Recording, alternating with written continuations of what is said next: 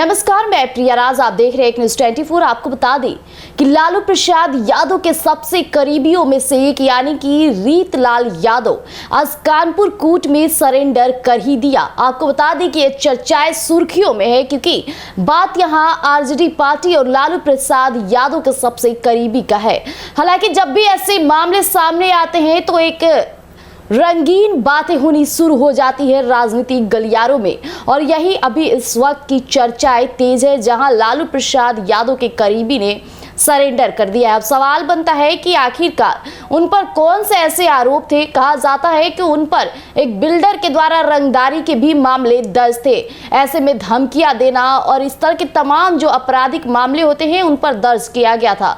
हालांकि यह पहली बार नहीं है जब आरजेडी के किसी विधायक को सरेंडर किया गया हो। ऐसे कईयों बार बातें निकलकर सामने आती है और आरजेडी को तो बाहुबली नेताओं से पार्टी को ही जाना जाता है, क्योंकि आरजेडी का एक जो व्यवहार होता है वो बर्ताव के तौर पे देखा जाए तो कई बार ऐसे राजनीति में हलचल तेज करती नजर आई और ऐसे में रीतलाल यादव भी उन्हीं चेहरों में से एक माने जा रहे हैं। अब ऐसे में क्या कुछ पूरा मामला है, गौर फरमाइए गए कि हम करके आपको सबूत से पेश करेंगे।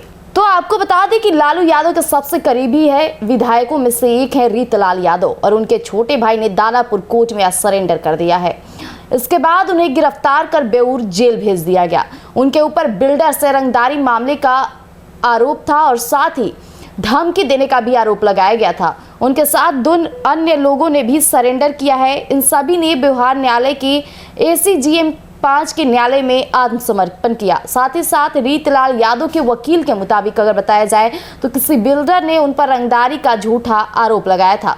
पुलिस को उसी मामले में उनकी तलाश थी। जैसे उन्हें पता चला कि पुलिस उन्हें तलाश कर रही है तो उन्होंने स्वेच्छा से कोर्ट में आत्मसमर्पण कर दिया, साथ ही अन्य लोगों को भी जिन्हें आरोपी बनाया गया था। इसके साथ ही आपको बता दें कि जमानत याचिका दायर नहीं की गई है। शायद हम 1-2 दिन से इसे दायर करेंगे। मामला झूठा है, यह रंगदारी का मामला नहीं हो सकता। विधायक रीतलाल यादव के साथ साथ पिंकू यादव, चिक्कू और श्रवण ने भी आज आत्मसमर्पण कर दिया है। अब रीतलाल यादव उनके सहयोगियों के खिलाफ फर्जी दस्तावेज बनाने, रंगदारी मांगने और जान से मारने की धमकी देने के आरोप में शिकायत दर्ज कराई गई थी। अब ऐसे में आपको बता दें कि पुलिस ने 11 अप्रैल को उससे संबंधित 11 स्थानों पर तलाशी ली और करीब 10.5 लाख रुपए, 77.5 लाख रुपए के खाली चेक और भूमि हड़पने के 14 दस्तावेज और समझौते, 17 चेक बुक और 5 स्टाम्प, 6 पेन ड्राइव और वॉकी टॉकी बरामद किए। इस बीच आपको बता दें कि आखिरकार ये रीतलाल यादव है कौन। तो रीतलाल यादव पटना जिले के कोतवा गांव के रहने वाले हैं। अभी दानापुर विधानसभा से आरजेडी विधायक हैं। तो वहीं साल 2016 में जेल में रहते हुए रीतलाल यादव MLC बने थे। रीतलाल यादव पर भाजपा नेता सत्यनारायण सिन्हा की हत्या के आरोप लगे थे। रेलवे ठेकेदार की हत्या के मामले में भी चर्चा में आए थे रीतलाल यादव।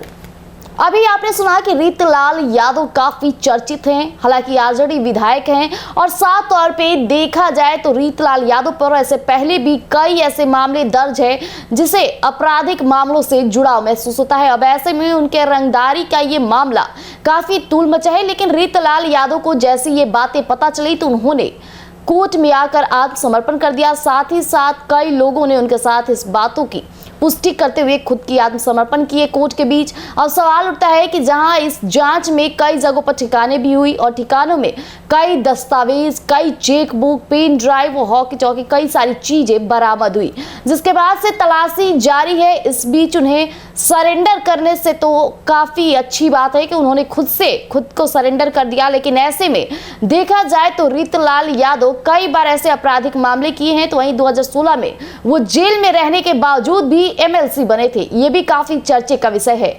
अब ऐसे में कहीं ना कहीं अगर वो आरजेडी पार्टी के विधायक रहे हैं तो सवाल आरजेडी पार्टी पर भी उठेगा, क्योंकि अभी बिहार विधानसभा चुनाव होने वाले हैं। अगर ऐसे में चुनाव के बीच अगर पार्टी के नेताओं का इस तरह से सरेंडर करना, आपराधिक मामलों में जुड़ाव महसूस होना, तो जनता कैसे भरोसा अपनाएगी।